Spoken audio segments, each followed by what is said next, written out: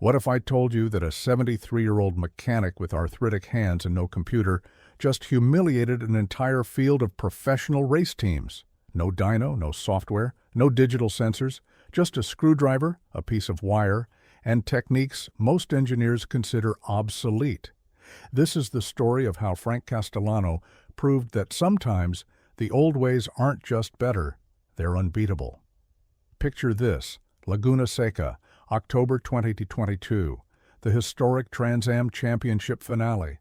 Million-dollar restorations lined up on the grid, each one tuned with the latest digital engine management systems retrofitted into classic bodies. Teams of young engineers hunched over laptops, analyzing data streams, adjusting fuel maps with surgical precision. And then there's Frank, sitting on an overturned milk crate next to a 1970 Plymouth Cuda, listening to an engine idle with his eyes closed. The other teams snickered. They wouldn't be laughing for long. The Plymouth Cuda that Frank Castellano brought to Laguna Seca wasn't supposed to win anything. It wasn't even supposed to finish. While other teams showed up with professionally restored machines worth north of $800,000, Frank's car had been pulled from a barn in Nebraska 6 months earlier. The original 346-pack engine, that's 3 two-barrel carburetors for those keeping track, hadn't run in 15 years. The body had more rust than paint. The suspension bushings had turned to dust. But Frank saw something everyone else missed. This car still had its original carburetors, all 3 of them, numbers matching, never rebuilt, never modified. And that's when Frank decided to show these kids what real tuning looked like. To understand why what happened next sent shockwaves through the vintage racing community, we need to travel back to 1969. Chrysler's engineers were in a bind. The muscle car wars had reached absurd levels. Ford had the Boss 429, Chevy had the L88 427. Chrysler needed something that could compete, but emissions regulations were already looming. Their solution was elegant and insane in equal measure. Take the bulletproof 340 cubic inch small block, already a legend for its over-square bore and a high revving capability, and top it with 3 Holley 2-barrel carburetors. Not 1 4-barrel, not 2 4-barrels like the mighty Hemi. 3 2-barrels progressively linked, each one feeding specific cylinders at specific throttle positions. The 6-pack setup was a nightmare to tune. The center carburetor handled idle and cruise. The outboard carburetors kicked in under acceleration, but not simultaneously. The front outboard opened at about 60% throttle. The rear followed milliseconds later. Get the timing wrong by even a fraction, and you'd either bog down or flood the engine. Get it right, and you had 290 horsepower, underrated by at least 50 horses according to those who actually dyno tested them, from a 340-cube engine that weighed less than most big blocks intake manifolds. Factory specs called for specific jet sizes, specific float levels, specific idle mixture settings. Chrysler's own service manual was 47 pages just for the carburetor adjustment procedure. Dealership mechanics hated them. Most were converted to single 4-barrels within a year. The ones that survived intact became unicorns. And Frank Castellano knew every single specification by heart, because in 1970 he was the one writing those service procedures. But here's where it gets interesting. Frank wasn't just any mechanic in 1970. He worked for Holley Carburetor Company's racing division. His job? Travel to NASCAR and Trans Am tracks, helping teams extract maximum performance from carburetors that were supposedly identical, but never quite were. Every carburetor that came off the production line had microscopic variations. Casting irregularities, machining tolerances, Venturi variations measured in 10,000ths of an inch that could mean the difference between winning and watching your engine scatter itself across the track. Frank developed a tuning method that nobody else understood. While other tuners focused on jet sizes and float levels, the easy stuff, Frank listened to harmonics. He'd hold a piece of safety wire against the carburetor body while the engine idled, feeling for vibrations that indicated fuel distribution problems. He could hear when one cylinder was running 0.2 points leaner than its neighbor. He knew that at 5,700 RPM, the number 5 cylinder on a 340 would go lean unless you richened the rear outboard carburetor by exactly half a jet size, not a full size, half. The technique was called synchronous flow balancing, and it was more art than science. You couldn't learn it from a book. You had to develop the feel over thousands of hours, millions of engine cycles. By 1975, electronic fuel injection was starting to appear, and everyone said carburetor tuning would become obsolete. Frank didn't care. He kept practicing. He kept learning.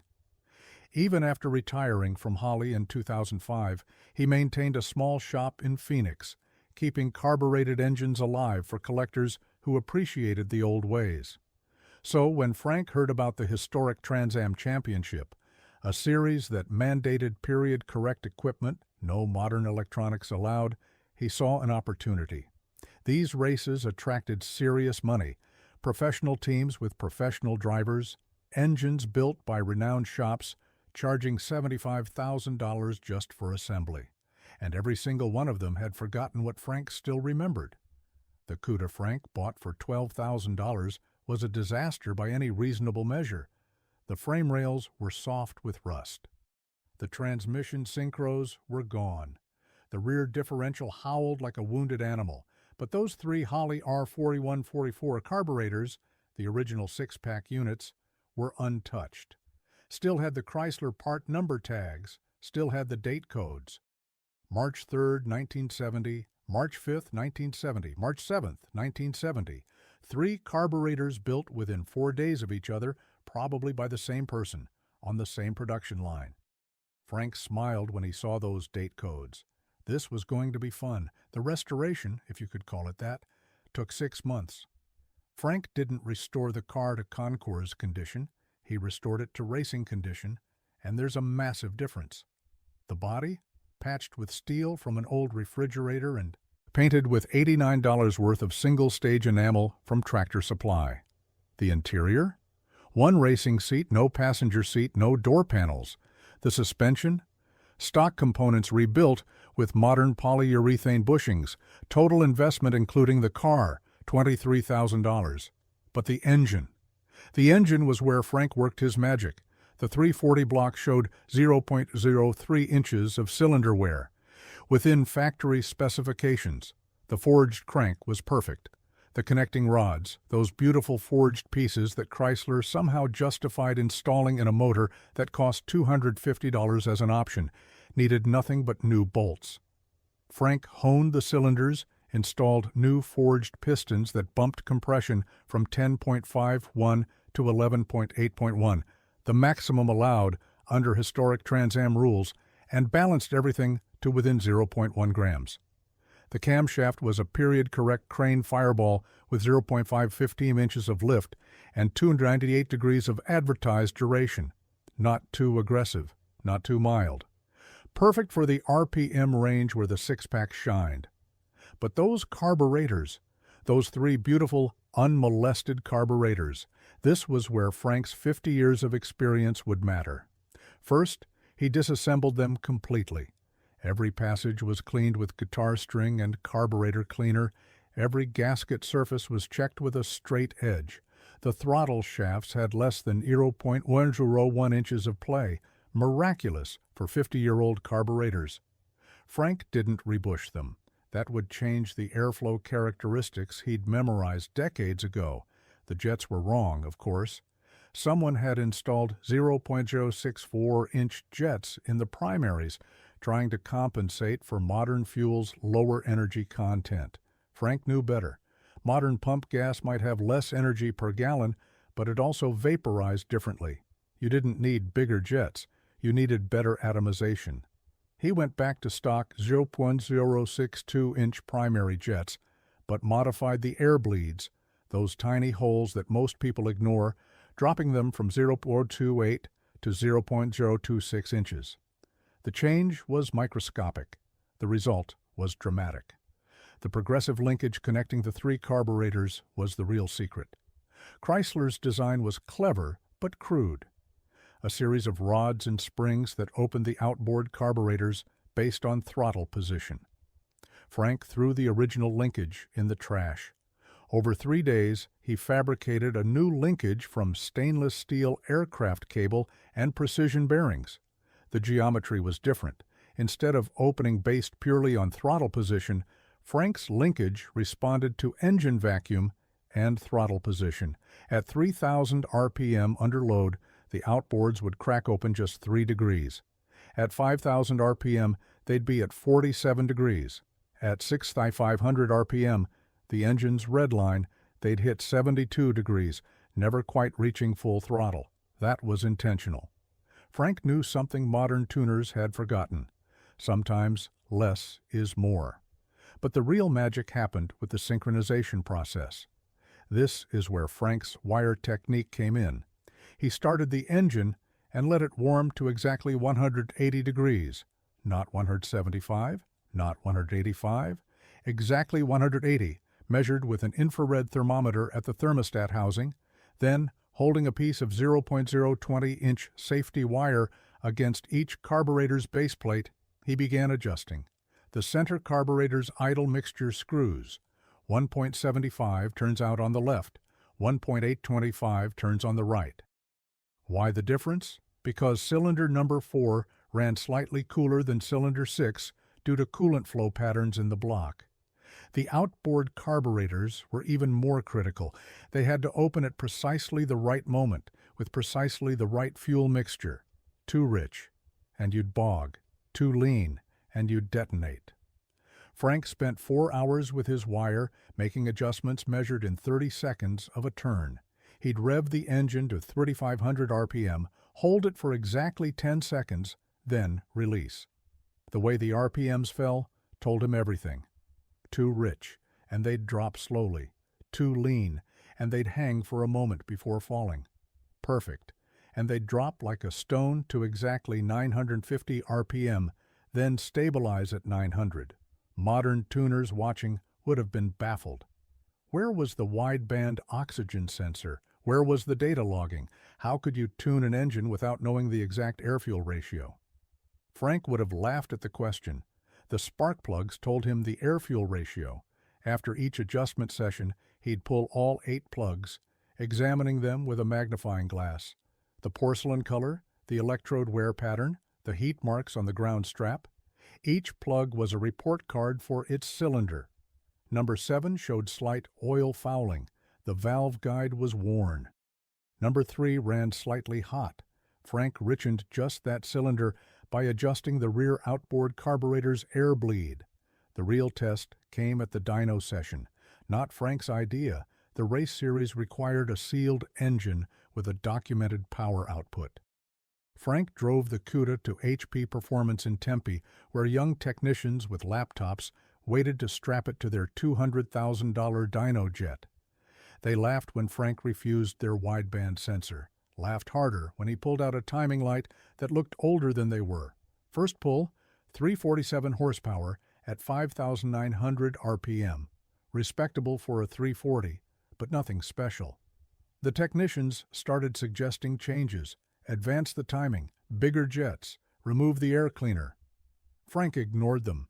Instead, he pulled out his wire, held it against the center carburetor for 30 seconds, made a quarter-turn adjustment to one idle screw, and called for another pull. Second pull, 362 horsepower at 5,900 RPM.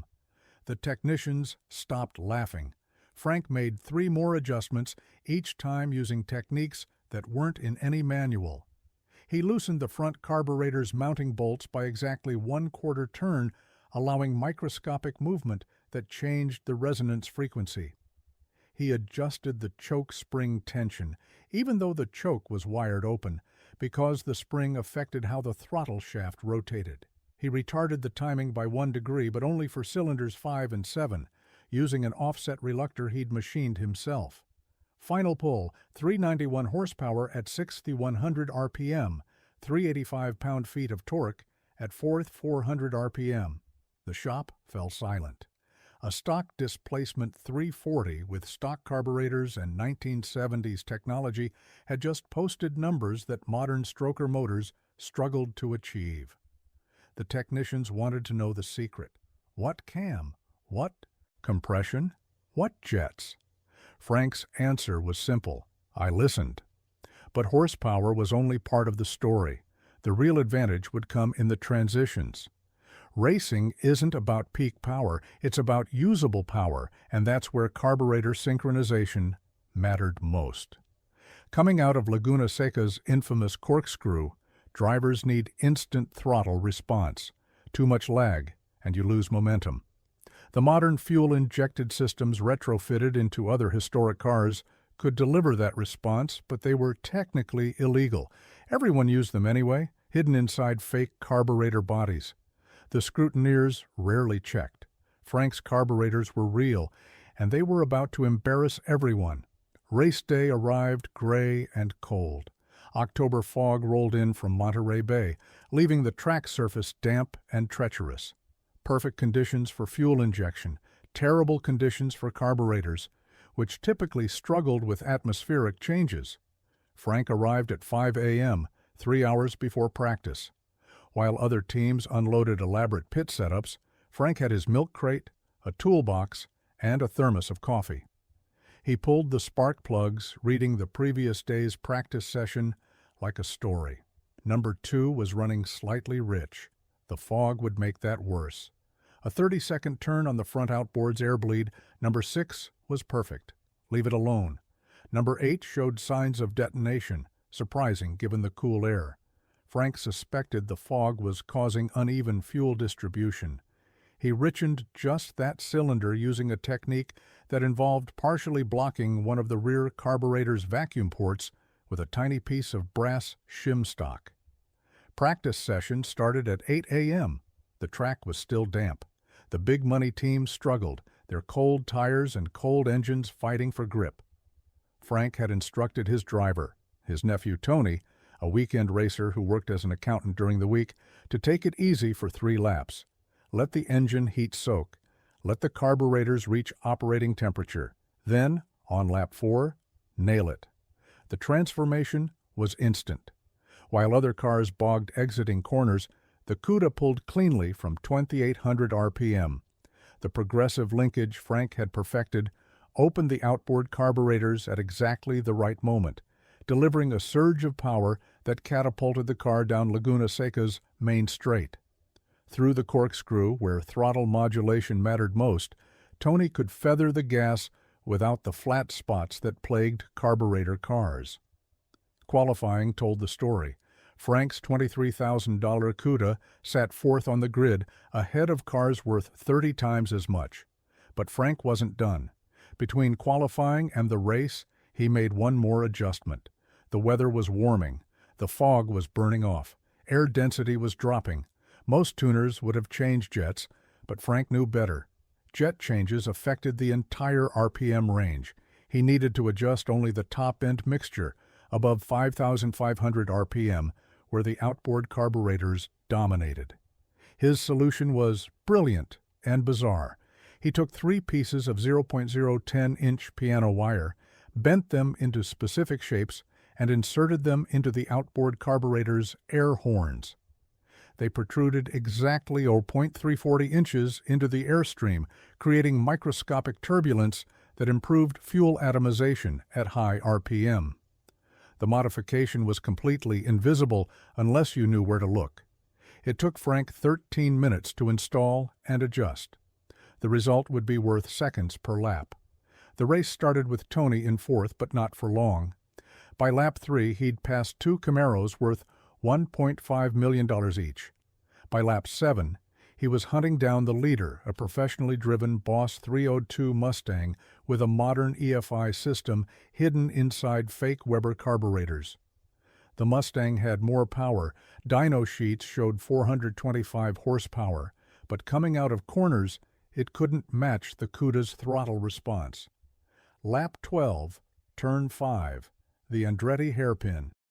The Mustang's driver, a former IMSA champion, braked too late and ran wide. Tony dove inside. the Cuda's inside rear tire smoking as 391 horsepower fought for traction. The progressive linkage Frank had perfected delivered exactly the right amount of fuel at exactly the right moment. No bog, no hesitation. The Cuda shot out of the hairpin like it had been launched from a cannon. For the remaining 18 laps, Tony held the lead. The Mustang stayed close, its superior top speed allowing it to close up on the straights. But in the corners, where throttle response mattered, where the difference between bog and bite determined who won and who watched, the Cuda was untouchable. When the checkered flag fell, Frank Castellano's $23,000 junkyard rescue had beaten fields of million-dollar restorations. The victory was worth $50,000 in prize money. More importantly, it sent a message that rippled through the vintage racing community. The technical scrutineering afterward was intense. Officials couldn't believe a real carburetor setup had won. They spent 3 hours examining Frank's engine, looking for hidden electronics, illegal modifications, anything that would explain how 3 50-year-old carburetors had outperformed modern technology. They found nothing illegal, just perfection in the details. The piano wire and the air horns? Completely legal, no rule against it. The offset reluctor?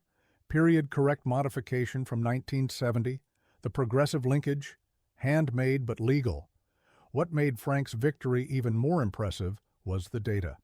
The race series had started requiring data acquisition systems in 2021 to help with safety analysis. Every car carried a black box that recorded throttle position, RPM, and G-forces. When officials analyzed Frank's data, they found something extraordinary. The Cuda's throttle response time, the delay between pedal input and engine response, averaged 0.043 seconds. The best EFI-equipped car averaged 0.061 seconds. That 18-millisecond difference might sound trivial, but over a 30-lap race with roughly 200 throttle applications, it added up to 3.6 seconds of advantage. The race was won by 3.1 seconds. But the real shock came from the fuel consumption data. Despite running flat out for 30 laps, despite those 3 carburetors flowing massive amounts of fuel at wide-open throttle, the Cuda used 11.3 gallons. The fuel-injected Mustang, 14.7 gallons. Frank's perfect synchronization meant that every drop of fuel was being burned efficiently. No rich spots, no lean spots, just perfect combustion across all 8 cylinders. The victory at Laguna Seca was just the beginning. Word spread quickly through the vintage racing community. Frank Castellano, the ancient mechanic with the mysterious wire, had cracked the code. Teams started calling, offering ridiculous money for Frank to tune their carburetors. He turned them all down. But he did agree to teach. Over the winter of 2022-2023, Frank held a series of seminars in his Phoenix shop.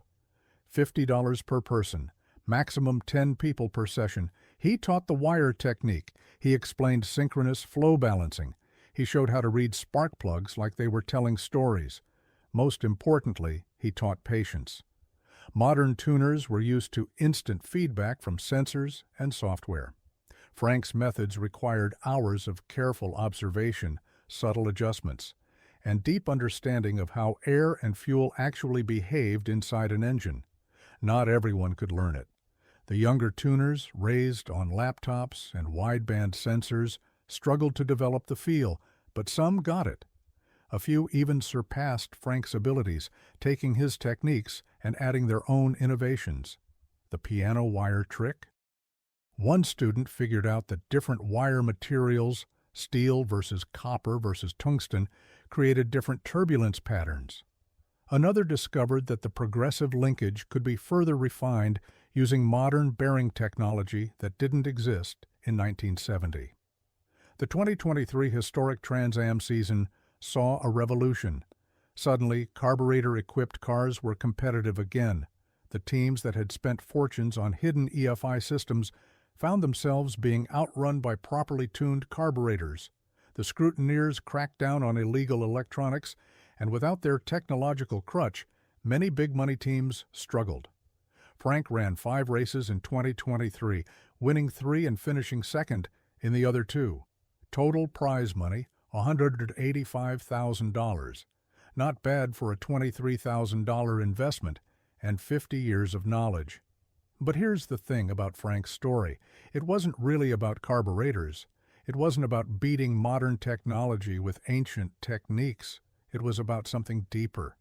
In our rush to embrace the digital, the automated, the computer-controlled, we've forgotten that understanding, real, deep, intuitive understanding, can't be programmed. It has to be earned. Frank spent 50 years learning to feel what an engine needed. He understood the physics of fuel atomization, the chemistry of combustion, the harmonics of mechanical systems. A computer can process millions of calculations per second, but it can't feel when something is slightly off. It can't hear the subtle change in exhaust note that signals a valve guide wearing. It can't look at a spark plug and see the story of what's happening inside a combustion chamber. The modern teams Frank embarrassed weren't wrong to use technology. Electronic fuel injection is superior to carburetors in almost every measurable way, more precise, more reliable, more efficient. But they'd become dependent on it. They'd forgotten the fundamentals.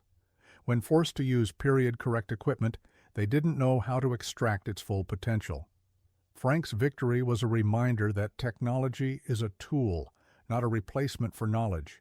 The best modern tuners, the ones who really understand engines, could probably take Frank's techniques and apply them to EFI systems, creating something even better. The synchronous flow balancing concept? It applies to individual cylinder fuel trim in modern engines. The progressive throttle opening strategy? That's basically what drive-by-wire systems do, just electronically instead of mechanically. The piano wire creating turbulence for better atomization? Modern direct injection systems use similar principles, just with precision-machined injector nozzles instead of bent wire. In the end, Frank Castellano's story isn't about old versus new. It's about understanding versus assumption. It's about the value of deep knowledge accumulated over decades versus the surface-level competence that modern technology enables. It's about respect for the engineers who came before us, who solved complex problems with slide rules and intuition instead of simulation software and CAD programs. The Cuda still races. Frank, now 74, has handed driving duties fully to Tony, but he's there at every race with his milk crate and his toolbox. He still makes adjustments by feel, still reads spark plugs like tea leaves, still uses that piece of wire to find vibrations nobody else can feel. The prize money has paid for a proper restoration. The car now has actual paint and door panels, but the engine remains exactly as Frank built it. Those 3 Holley carburetors, born in March 1970, still deliver perfect throttle response every time Tony mashes the pedal. Young engineers sometimes approach Frank at the track, asking for advice. He always gives the same answer. Stop looking at the screen, start listening to the engine. Because in the end, that's what separated Frank from everyone else at Laguna Seca that day. While they trusted their computers, he trusted his ears. While they relied on sensors, he relied on experience. And while they assumed newer was better, Frank proved that sometimes the old ways aren't just nostalgic fantasy. Sometimes they're simply better. The racing world has taken notice. The historic Trans Am series has seen a surge in popularity, with more teams returning to genuine period-correct setups instead of hidden modern technology. The scrutineers have gotten stricter, but they've also gotten smarter, learning to spot the telltale signs of electronic assistance. And Frank? He's become something of a legend, the old master who reminded everyone that racing is as much art as science. But Frank's real legacy isn't the victories or the prize money. It's the knowledge he's passing on. Those seminars in Phoenix have spawned a new generation of tuners who understand both old and new technology. They can tune a carburetor by feel and program an ECU with precision. They represent the best of both worlds, combining Frank's intuitive understanding with modern capabilities. The auto industry could learn from Frank's example. In our headlong rush toward electrification and automation, we risk losing the mechanical sympathy that made great engineers, the ability to diagnose problems by sound, smell, and feel, the understanding of why things work, not just how to make them work, the patience to perfect something through countless small adjustments rather than hoping software will compensate. For mechanical mediocrity, Frank Castellano and his $23,000 Cuda proved that knowledge, experience, and understanding still matter. That's a lesson worth more than any prize money. What do you think about Frank's old-school methods? Have we lost something important in our rush toward digital everything? Let me know in the comments below. And if you enjoyed this story of mechanical mastery triumphing over digital dependency, hit that subscribe button for more tales of engineering brilliance.